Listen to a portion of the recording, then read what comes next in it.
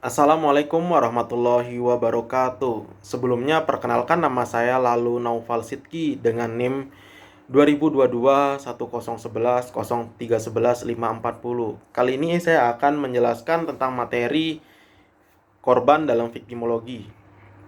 Yang pertama, pengertian viktimologi. Siswanto Sunarso menyatakan bahwa viktimologi berasal dari bahasa Latin victimia yang artinya korban dan logos yang artinya ilmu. Secara terminologis, viktimologi berarti suatu studi yang mempelajari tentang korban, penyebab timbulnya korban dan akibat penimbulan korban yang merupakan salah satu sebagai suatu kenyataan sosial. Menurut JECTP menyatakan bahwa viktimologi adalah ilmu atau disiplin yang membahas permasalahan korban dalam aspek-aspek. Sedangkan menurut Arif Gosita, viktimologi suatu bidang ilmu yang pengetahuan yang mengkaji suatu aspek yang dengan korban dalam berbagai bidang kehidupannya. Elena Yulia menyatakan bahwa pengertian viktimologi mengalami 3 fase perkembangan. Yang pertama, pada awalnya viktimologi hanya mempelajari korban kejahatan saja. Pada fase ini dikatakan sebagai penal or special victimology. Yang kedua, viktimologi tidak hanya mengkaji masalah korban kejahatan saja, tetapi meliputi korban kecelakaan. Pada fase ini disebut dengan general victimology. Pada fase ketiga, viktimologi sudah berkembang lebih luas lagi, yaitu mengkaji permasalahan korban penyalahgunaan kekuasaan dan hak asasi manusia. Pada fase ini dikatakan sebagai new victimology. Viktimologi memberikan pengertian yang lebih baik tentang korban kejahatan sebagai hasil perbuatan manusia yang menimbulkan penderitaan mental, fisik, dan sosial. Tujuannya adalah untuk memberikan penjelasan mengenai peran para korban yang sesungguhnya dan hubungan mereka dengan para korban, serta memberikan keyakinan dan kesadaran bahwa setiap orang mempunyai hak untuk mengetahui bahaya yang dihadapi berkaitan dengan lingkungannya, pekerjaan, profesi, dan lain-lain. Selanjutnya, ruang lingkup viktimologi. Menurut JSATP, ruang lingkup viktimologi meliputi bagaimana seorang dapat menjadi korban yang ditentukan oleh suatu viktimi yang tidak selalu berhubungan dengan masalah kejahatan, termasuk pola kejahatan dan penyalahgunaan kekuasaan.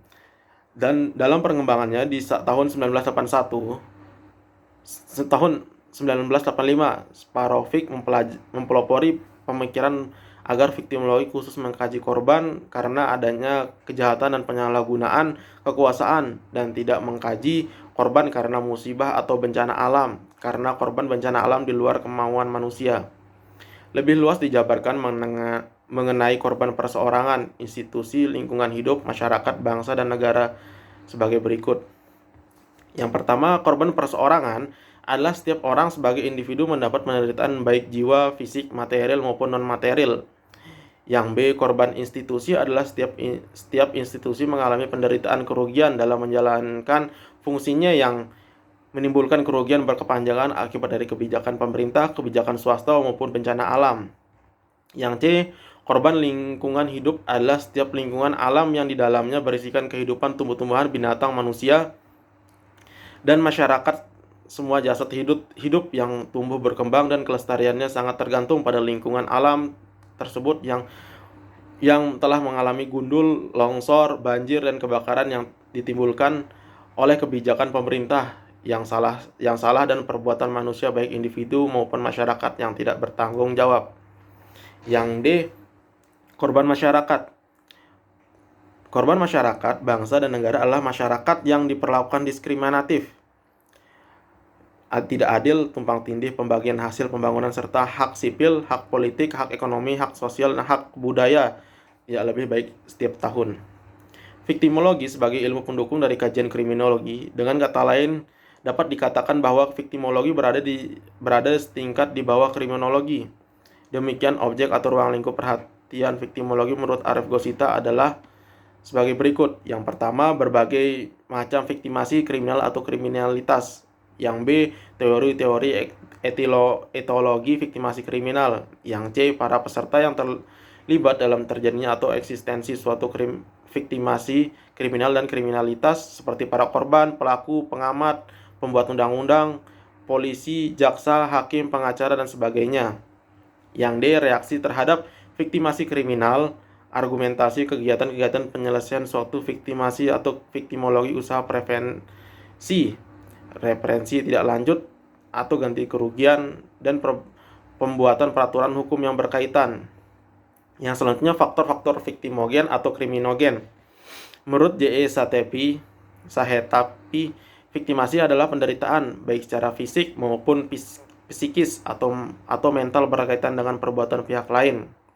Lebih lanjut, J.E. Sahetapi berpendapat mengenai paradigma viktimasi yang meliputi yang pertama, viktimasi politik. Dapat dimasukkan aspek penyalahgunaan kekuasaan, perkosaan, hak asasi manusia, campur tangan angkatan bersenjata di luar fungsinya, terorisme, intervensi, dan peperangan lokal atau dalam skala internasional. Yang B. Viktimasi ekonomi, terutama yang terjadi karena ada kolusi antara pemerintah dan konglomerat, produksi barang tidak bermutu atau yang merusak kesehatan, termasuk aspek lingkungan hidup. Yang C. Viktimasi keluarga, seperti perkosaan, penyiksaan terhadap anak dan istri dan melantarkan kaum manusia lanjut atau orang tuanya sendiri. Yang D. Viktimasi media, dalam hal ini dapat disebut penyalahgunaan obat bius, alkoholisme, malpraktek di bidang kedokteran, dan lain-lain. Yang E. Viktimasi yuridis. Dimensi ini cukup luas, baik yang menyangkut aspek peradilan dan lembaga pemasyarakatan maupun yang menyangkut dimensi diskriminasi perundang-undangan, termasuk menerapkan kekuasaan dan stigmatisasi, kendati pun sudah diselesaikan aspek peradilannya. Berdasarkan uraian di atas, pengertian luang lingkup korban dapat dikatakan yang timbul sebagai akibat dari suatu tindak pidana, yang korban yang timbul sebagai akibat dari penyalahgunaan kekuasaan, yakni individu maupun kelompok ataupun struktural sosial yang menderita kerugian secara fisik, mental, ekonomi maupun keluarga dekat atau orang-orang yang menjadi tanggungan korban, dan orang yang menderita kerugian karena berusaha mencegah terjadinya korban. Namun dalam tulisan ini dimaksud korban adalah korban yang mengalami kerugian baik secara psikis ataupun ekonomi. Yang selanjutnya, manfaat viktimologi. Manfaat yang diperoleh dengan mempelajari ilmu pengetahuan merupakan faktor yang penting dalam kerangka pengembangan ilmu itu. Dengan demikian, apabila suatu ilmu pengetahuan dalam pengembangannya tidak memberikan manfaat, baik yang sifatnya praktis maupun teoritis, maka ilmu tersebut dapat dikaitkan sia-sia. Hal yang sama tentunya dalam mempelajari ilmu tentang viktimologi yang diharapkan memberikan manfaat baik secara praktis maupun teoritis. Arif Gosita menyatakan bahwa viktimologi adalah yang pertama, viktimologi mempelajari hakikat siapa itu korban dan yang menimbulkan korban.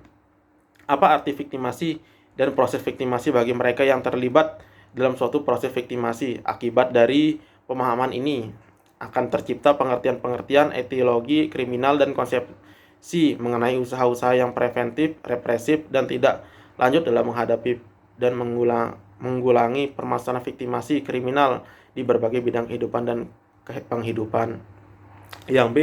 Viktimologi memberikan sumbangan dalam mengerti lebih baik tentang korban akibat tindakan manusia yang menimbulkan penderitaan mental, fisik, dan sosial.